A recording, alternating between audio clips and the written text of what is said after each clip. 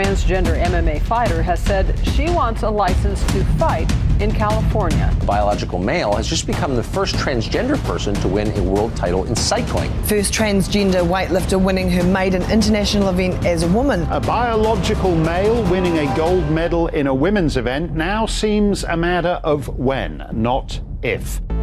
Since sports events began, men and women have been segregated by gender to make the competitive events fairer due to differences in muscle mass, innate strength, or testosterone levels.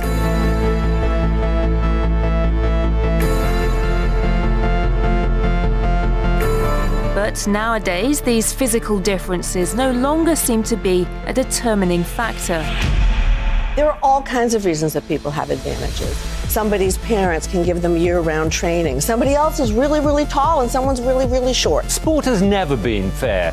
You bought into that myth, so have a lot of other people. But let's face it, if I wanted to be a jockey, I couldn't be. Nature endows her gifts unevenly in society. It's true that some physical characteristics give athletes an unusual advantage in sports, like Michael Phelps's long arms or Usain Bolt's height. But the genetic difference of being born as a male or female and competing with the opposite gender proved to be more of a determining factor than any bodily developments in sports. If you go through puberty, you have all the benefits of having a male body. And even if you transition and reduce your testosterone, you're still going to have those benefits. You're going to have the bone structure, the slightly bigger heart, more red blood cells. So therefore, a female athlete competing against a transgender female is always going to be at a disadvantage. Testosterone levels are important because the amount of the hormone defines the eligibility of athletes to compete whenever sporting events are limited to a single sex, following IAAF rulings.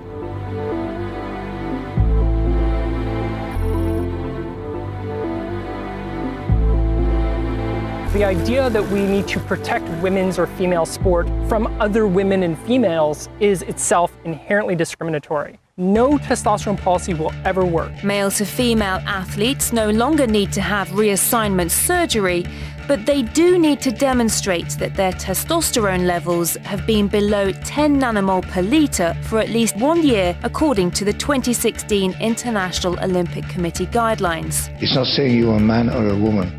It's saying you can compete. It's a matter of eligibility to participate in certain competitions. In the case of female to male athletes, they can compete without restrictions. But 10 nanomoles per litre, as I understand it, something like 90% of female athletes, their testosterone levels are around 3 nanomoles per litre. So in other words, this upper limit is 3 times what would be typical in a female athlete. So it seems like a kind of arbitrary setting unrelated to the realities of the situation. Well, I actually agree with you there.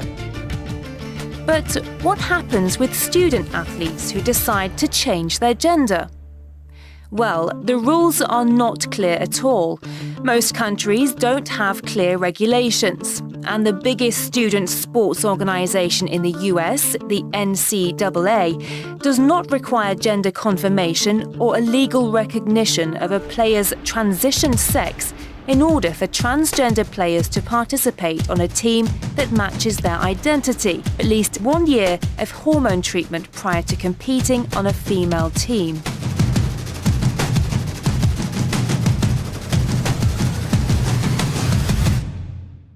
In the middle of all this legal mess, Zuby, a UK-based rapper, basically identified as a female and broke British women's weightlifting records. Saying, look, I'm not a professional powerlifter, but even I myself, I can stroll into the gym on any given day and I can break the British women's bench press record. I can break the British women's deadlift record.